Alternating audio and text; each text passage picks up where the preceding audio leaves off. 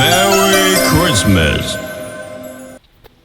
ক্ষুদিরাম মেদিনীপুর জেলার ছোট্ট একটি গ্রাম। কেশপুরেতে অন্তর্গত মোহবনী তার নাম। সেই গ্রামেতে জন্ম নিল সুরবীর স্যার কি বাচ্চা। সে ছিল এক বীরের পুরুষ, কথাখানা তবে সচ্চা। লক্ষ্মী প্রিয়া জন্ম দিল শত কষ্ট সয়ে। শিশুটির দিদি কিনে নিল খুদের বিনিময়ে।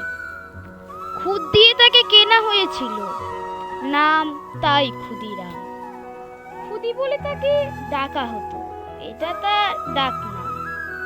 মা বাবাকে হারাতে হলো 6 বছর বয়সে, তাই তো তার দিদি তাকে মায়ের মতো ভালোবাসে। পড়তো খুদি স্কুলেতে, মন দিয়ে করে পড়া। তখনকার নিয়ম ছিল চাঁদা আদায় করা।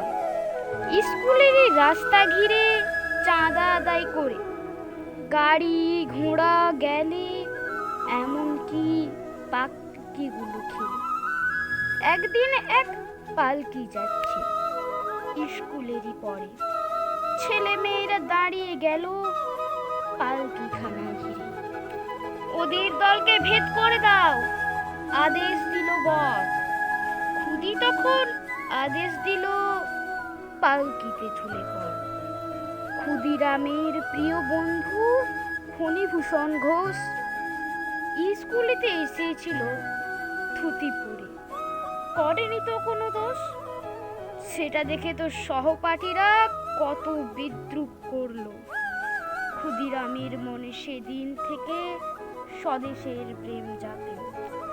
পরের অধ্যায়ে সত্যি যেটা জানেন হয়তো আপনারা, গোপনে বোমা বানাতে লাগলো খুদি ও তার সঙ্গীরা। মজফপুর রেল স্টেশনে খুদি ও প্রফুল্ল চাকি লুকিয়েছিল বোমা হাতে, কিংসফোর্ডকে দিয়ে ফাঁকি। বেরিয়ে এলো ঘোড়ার গাড়ি, চলছে গাড়ি তড়ি ঘড়ি। প্রফুল্ল চাকির আদেশে মারলো বোমা তাড়াতাড়ি।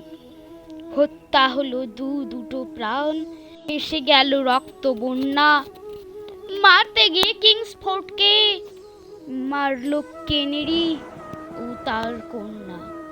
বিচার হলো জজ কোর্টেতে, সবাই বলল বাচ্চা ছেলে যন্ত্রণাতে মরে যাবে, শাস্তিখানা ওর হলে। খবরটা দিকে সবাই গেল, ক্ষুদিরামের স্নান হয়ে গেল। অবশেষে হাসি মুখে ফাঁসির দড়ি গলায় নিল। নমস্কার। ক্ষুদিরাম বসুর উদ্দেশ্যে কবিতাটি আপনাদের ভালো লেগে থাকলে চ্যানেলটি অবশ্যই সাবস্ক্রাইব অ্যান্ড লাইক করে দেবেন। ধন্যবাদ।